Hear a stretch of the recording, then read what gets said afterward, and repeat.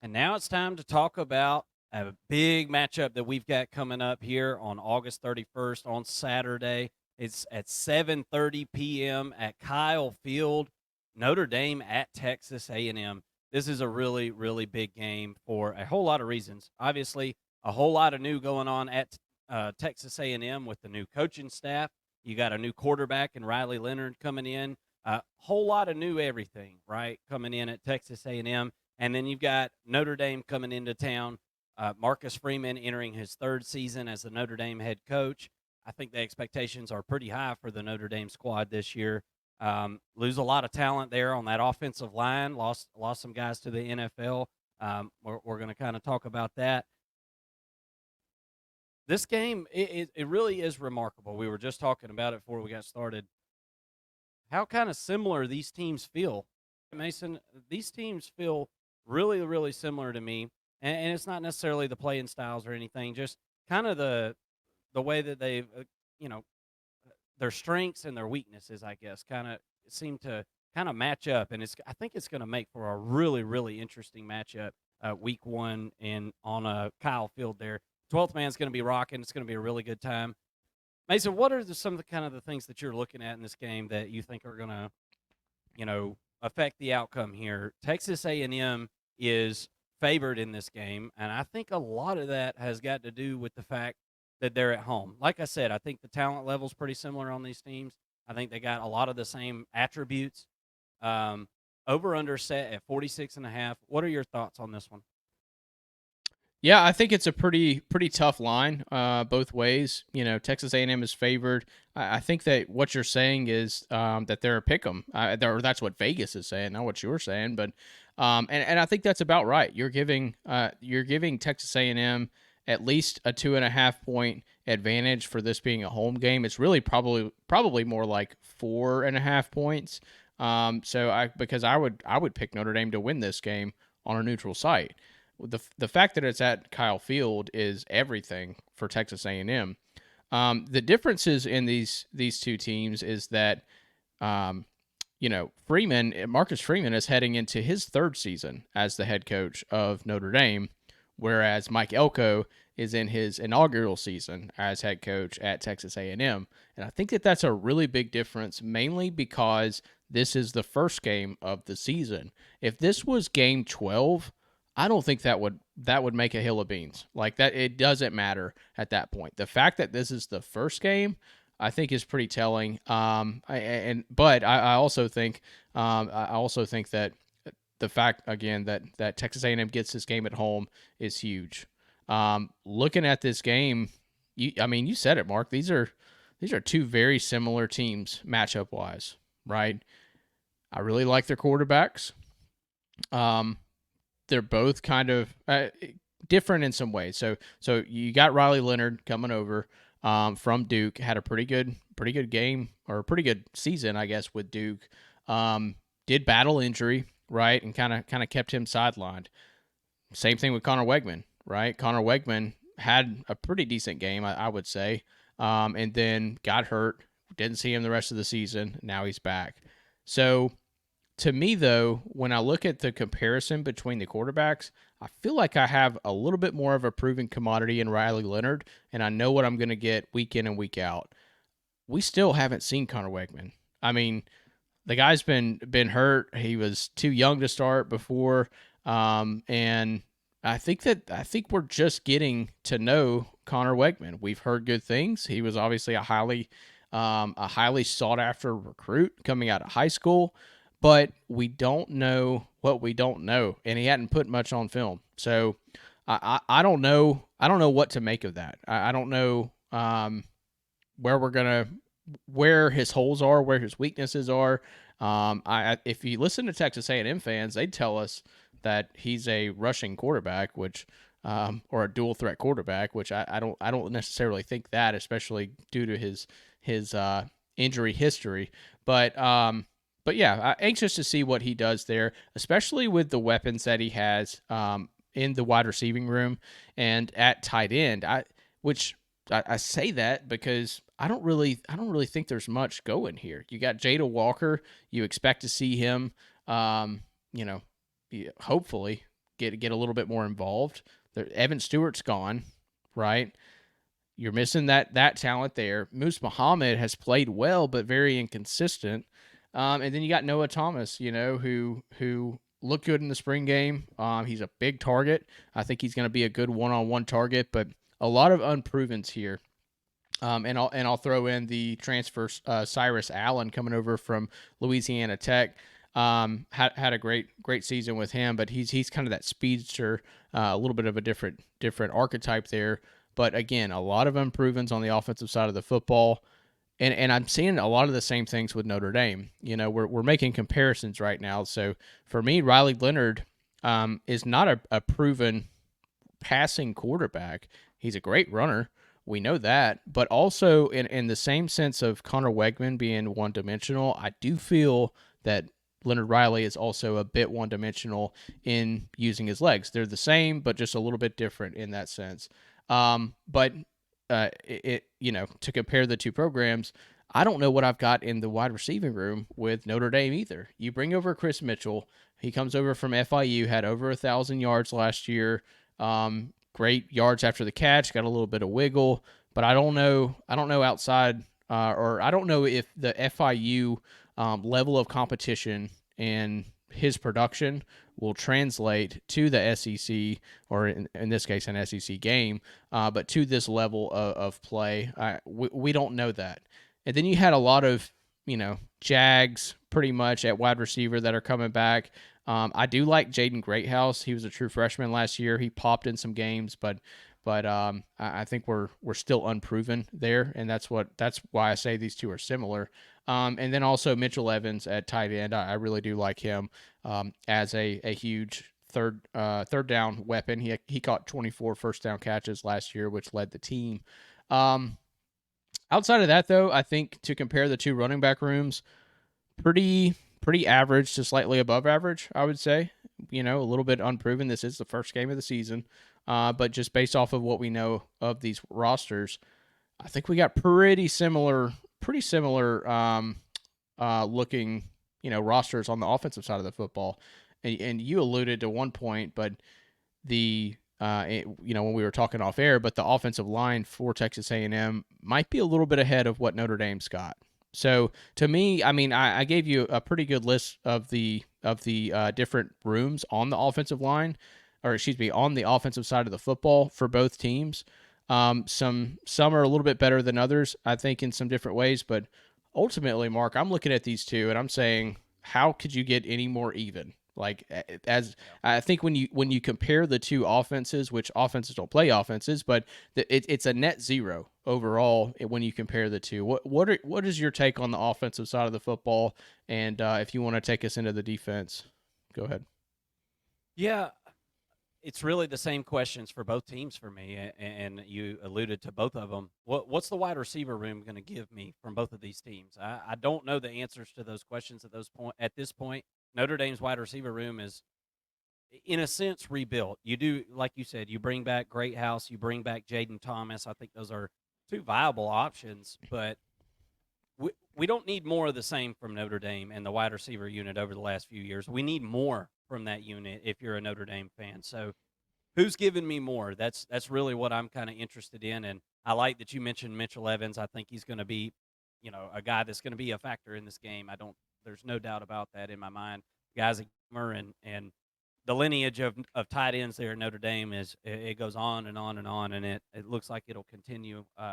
But Bo Collins is another guy that I really want to see in a Notre Dame uniform. What can he do? Was he hampered by being a Clemson Tiger, or is he who we think he is? Right from Clemson, is he Bo Collins from Clemson, or is he Bo Collins at Notre Dame? That's what I got to figure out for this offense. And you 100%.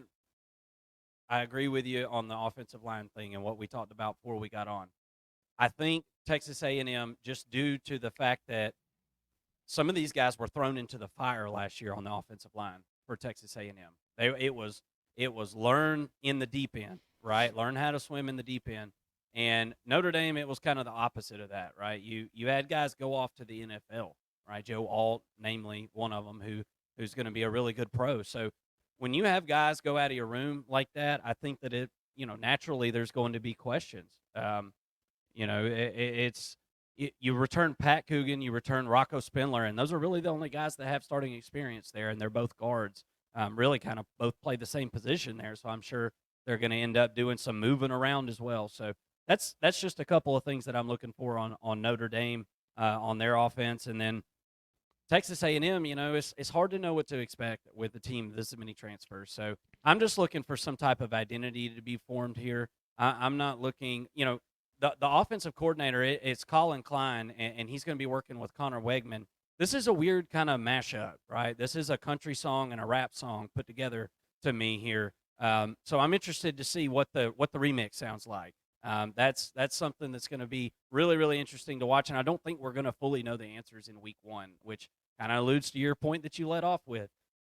I think you know what more of what the identity is for this Notre Dame team than we do Texas A&M at this point. So I see the 2.5 points. We'll kind of talk about how I'm leaning here at the end. Let's talk about defense for a second. I'll save you guys some time. I feel really good about both of the front sevens of both of these teams. There are playmakers all over the place on both of these front sevens. Texas A&M, I feel like I'll skip to the secondary because I feel like that's where what we need to talk about and what we can discern a difference between these two teams. That's a position group where I see an actual difference. Secondary for Texas A&M, I feel like they went to the portal and did the very best they could, but they just did the best they could. And this isn't a finished product on this defense. Mike Elko is going to bring in a lot better players in depth than what is there right this second. But you bring in some of the same guys. You return Chappelle there at one of the cornerback spots. You've already kind of seen some of the issues that you've had with him, right? So can he grow as a player? Sure, he can. But he was a little bit of a liability last year, and again, you can kind of point to being thrown in the deep end to learn how to swim, and that did happen a lot with this team last year, especially towards the end when you're just trying to, see what you got, right, and let guys play and change things up. So I like some of the pieces, as I said. The Texas A&M went and got Jaden Hill from Florida, going to be probably playing the nickel there. Bryce Anderson. That's another guy that you retained on your defense. You slide him from corner to safety. He had his moments last year that were decent, and he had some moments that weren't so decent. So, that's something to kind of take a look at. You talk about the Notre Dame secondary. You've got All-America candidate in Morrison there on one side. You've got the safety that won the Nagurski Award last year. What was his name? Xavier Watts. I remember his name. Xavier Watts. You got Rod Hurd coming in from Northwestern. Seems like a pickup that kind of just landed in your lap there at safety.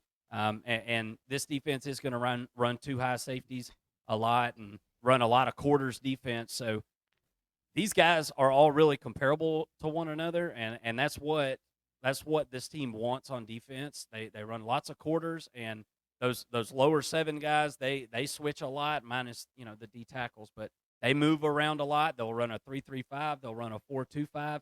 It's going to be some confusing looks for Connor Wegman, and that's another reason why I'm kind of leaning Notre Dame right now. Connor Wegman has got to get in here and knock the rust off, and there is no time to do so. All the pressure in the world on you, 110,000 people screaming at you.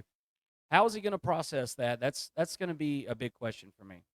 When I look at this defense, it starts up front for me for Notre Dame with Howard Cross. I've got a note there, Thanos, in front by his name because that's who he is. I mean, this guy is unreal.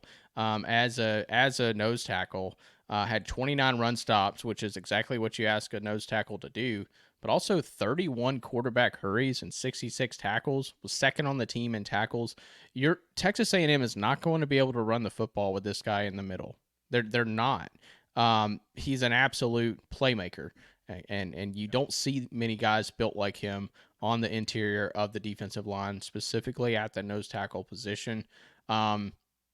it starts with him, but as you mentioned, the front seven for Notre Dame is elite and it's deep up front. I do think that they have the ability to change guys out and have little to no drop off. I'm really excited to see that unit. And then on the back end, I believe that Notre Dame is a little bit better on the back end than Texas A&M. I really like what the cornerbacks that they have and or one of the cornerbacks in Benjamin Morrison.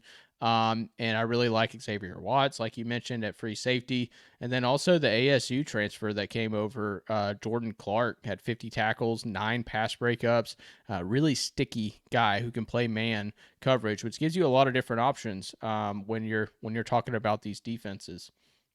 Moving over to Texas A&M, another elite, probably a little bit better as a whole, as a unit on the defensive line than Notre Dame. But I like this. I like the depth for the defensive line for Texas A&M, and also at linebacker. I really like Torion York. Had a hell of a freshman season last year. 74 tackles, 8.5 tackles for a loss, and 3 sacks. You just don't see freshman middle linebackers in the SEC who are able and capable of doing that kind of work that early in their career. But Torion York did just that. I think he's on he's on a short list of your best linebackers in the country. And then, to me, a lot of transfers come in, and you expect to see that for a new coach coming in this day and age in football. But a lot of transfers coming in on the back end of this defense, a lot of secondary players. Des Riggs comes over from Alabama. What's he going to be able to do? I really like Will Lee, who comes over from Kansas State. Could those two be your starting left and right cornerback? Maybe so. And you got a Central Michigan transfer and Trey Jones, the Solomon DeShields, who's a Pitt transfer. So a lot of really seriously unknown questions. I don't know how else to paint that. There's gonna be absolutely you're starting your chemistry over as soon as or you were at least in spring ball. How are these guys gonna mesh? How are they gonna communicate? You're lucky it's a home game, right? This could be a lot harder to communicate if you were on the road, but ultimately, I think that I've got questions there. I'm going to go ahead and give you my prediction. Looking at this game, as I said, Texas A&M has a huge home field advantage, but I think that the coaching experience from Notre Dame is a bit too much. I had when I did my schedule breakdown for Texas A&M. We have both of these teams in the playoff in our top 12, at least in the preseason. I still think that could happen. Texas A&M could lose his first game. It's not a conference game. They could still be in the SEC championship. I have them losing this game, and I have them losing against Texas at the end of the season and finishing 10-2. Doing this breakdown didn't change that for me. I do think that Notre Dame is going to be able to win this game, and I think Notre Dame is going to go undefeated this year. So, yeah, give me Notre Dame and the points. And as far as the over/under, I would lean under on this play. That's a small number though, so I wouldn't like it. But if you were asking me to pick, I would say under, and I got Notre Dame covering. What you got? Well, just to tack on one final point, Xavier Watts last year, this kind of paints a picture for you in what these secondaries, kind of the different areas that they're in right now, the different worlds they're kind of living in right now. Xavier Watts last year had 7 interceptions, led the country, right? Texas A&M had 9 interceptions last year as a team. Yeah. So it just kind of goes to show, which was one of the worst in the country. That's one of the lowest numbers in the country as far as a secondary for the whole season. So just kind of tell you where these two teams are at. It's not any shame to Texas A&M. It's a whole new coaching staff. This is a hell of a first-year team, okay? I just have to say that. This is way better of a team than Kirby Smart had at Georgia his first year, in my opinion. So I think that Texas A&M is on the right trajectory. But as far as this game goes, I'm with you, Mason. I'm feeling like Notre Dame is going to be able to not only hang within. Look, guys, this line we have it as 2.5. I've even seen 3 today.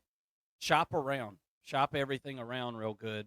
You might be able to to get it even lower at some point later this week, or it might even go even. So the money is coming in on Texas A&M though. So we checked this before we got on. The money is coming in on Texas A&M. So any of you that don't know anything about betting, let me tell you something. Most of the time, you're going to want to fade the public. These lines are set up to get people to bet on them, right? And once the line starts to move, Vegas adjusts the line based on the amount of money coming in on one side or the other. So the money's flying in on Texas A&M. I would fade the public, guys. I would go Notre Dame plus 2.5. If you can get plus 3 at some point, look for that. And as far as the over/under goes, I'm not touching it. I'm not touching it. But I think you'd have to play the under, right? I mean, maybe you consider to yourself, say, well, that number is so low that I could see them. It's gotten so low that it's going to bust and it's going to go over. That's possible. I'm not playing it with my money. I am going to play the Notre Dame plus the points in this one. And Kyle Field is going to be raucous. I can't wait to see if those quarterbacks can hear the mics inside their helmets. It's going to be a really, really good time. Thank you all so much for watching.